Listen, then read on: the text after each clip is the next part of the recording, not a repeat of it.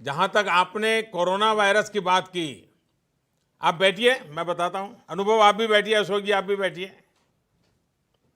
जहां तक आपने कोरोना वायरस की बात की, तो ये सही है कि बहुत से लोग इसे लेकर बहुत चिंता में है। मैं समझता हूं इसमें आपकी और हमारी, हम सबकी सतर्कता बहुत महत्वपूर्ण है। चाहे केंद्र सरकार हो या हमारी तमाम राज्य सरकारें हो या म्युनिसिपैलिटी हो, ग्राम पंचायत हो, सभी इस मामले को लेकर उचित इंतजाम और देखरेख में जुटे हुए हैं। हमारे पास कुशल डॉक्टर और मेडिकल स्टाफ भी है, संसाधन भी है और जागरूक आप जैसे अनेक नागरिक भी हैं। हमें बस अपनी सावधानियों में कोई कमी नहीं आनी देनी चाहिए और ये भी समझ लेना चाहिए कि सावधानियां क्या है। बड़ी बड़ी बातें नहीं है जी। ये अलग अलग माध्यमों से आपको शायद पता भी चलता होगा, लेकिन हम सुनते हैं एक कान से दूसरे कान से निकाल देते हैं। मैं फिर से एक बार, जब आपने मुझे पूछा है तो मौका ले लेता हूं और आपके माध्यम से देश के सभी नागरिकों के लिए वो सारी बातें मैं दोहरा रहा हूं और मैं कहता हूं कि आप भी याद रखिए और हर स्कूल में, कॉलेज में, सब जगह पे बताइए। देखिए क्या करना है। एक तो हमें बिना जरूरत के कहीं इकट्ठा होने से बचना होगा और दूसरा, हमें बार बार जितना हो सके अपने हाथ धोते रहना चाहिए और बराबर सफाई करनी चाहिए। अपने चेहरे को, अपने नाक और अपने मुंह को बार बार छूने की हमारी जो आदत है, अब थोड़ा उस आदत को बदलना होगा। जितना हो सके इस आदत को हमें कंट्रोल करना है और धुले हुए हाथों से ही अपने मुंह को टच करना चाहिए। जानकारों का कहना यह है कि ये खांसते या छींकते समय जो छींटे निकलते हैं, सांस के साथ ऐसे छोटे छोटे छोटे बिंदु निकलते दिखते भी नहीं है, उसमें जो भी संपर्क में आता है उसे ये फैलता है। ऐसे में जिस भी चीज पर ये छींटे गिरते हैं उसमें ये वायरस कई दिनों तक जीवित रह सकता है। इसलिए बार बार साबुन से हाथ धोना बहुत जरूरी है। एक और आदत हमें जरूर डालनी है।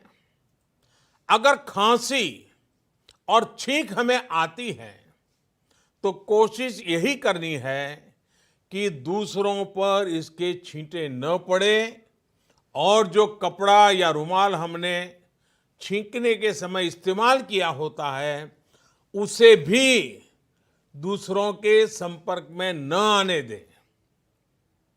साथियों, जिन जिन लोगों को ये संक्रमण हुआ है उनको तो जरूरी निगरानी में रखा ही जा रहा है, पूरे वॉच में रखा जाता है।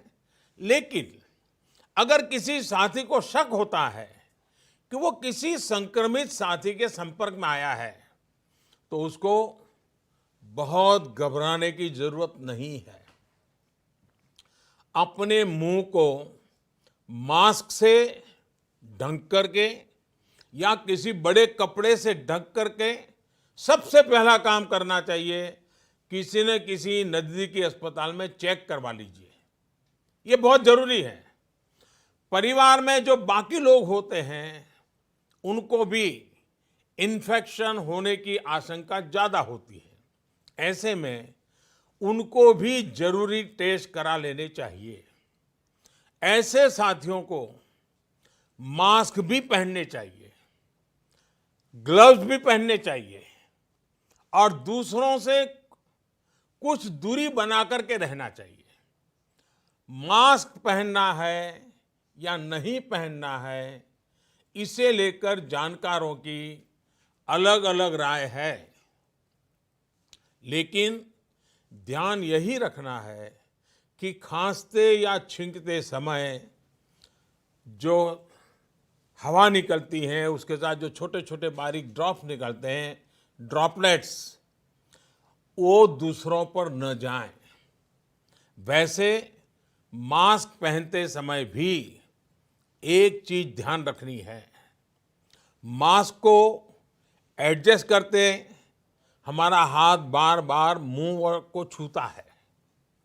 इससे बचाव की जगह इन्फेक्शन फैलने की आशंका बढ़ जाती है। साथियों, ऐसे समय में अफवाहें भी तेजी से फैलती हैं।